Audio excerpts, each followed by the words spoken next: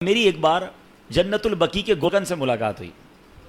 ایسی ایسی باتیں مجھے بتائی انہوں نے, میں کتنی دیر تک تو روتا ہی رہا.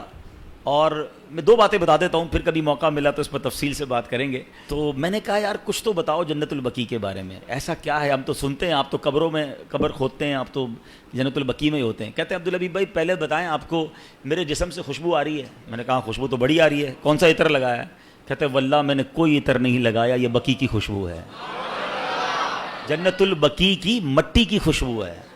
اچھا, وہ کہتے ہیں دنیا کا کوئی بھی قبرستان اٹھا لیں. پھر میں نے بھی غور کیا, وہاں آپ کو کیڑے مکوڑے بہت سارے جانور ملتے ہیں نا, مردے دفن ہو رہے ہیں, اور ظاہر قبرستان میں تو صفائی نہیں ہوتی نا, تو آپ کو کیڑے بولا جنت البقیع میں ایک کیڑا نہیں ہے.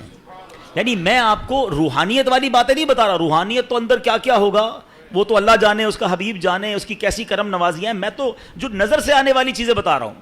کہتا ہم جب قبر کھودتے ہیں نا عبدالحبیب بھائی, کئی بار ایسا ہوا کہ قبر کھودتے کھودتے ایسی ٹھنڈی ہوا آتی ہے کہ میں قبر کے اندر لیٹ کر خود ہی سو جاتا ہوں. کبھی گورکن کو قبر میں سوتے دیکھا ہے؟ کہتا ہے ایسی ٹھنڈی ہوا ہوتی ہے, میں سکون اتنا ہوتا ہے, میں کام کرتے کرتے ادھر ہی لیٹ جاتا ہوں قبر کے اندر, نیند بھی آ جاتی ہے. میں نے تو اس کے ہاتھ چومے اور کہا آپ ہی دعا کر دیں کہ ہمیں جنت البقیع نصیب ہو جائے. کمال کا قبرستان. اور کیوں ہے پتہ ہے کمال کا؟ ایک تو اس قبرستان میں کم و بیش 10,000 صحابہ اکرام مدفون ہیں. ہر صحابی نبی جنتی کی قبر کیسی ہوتی ہے پتہ ہے؟ جنت کا باغ ہوتی ہے, حدیث پاک ہے نا, یا تو جنت کا باغ ہوتی ہے قبر یا دوزخ کا گھڑا.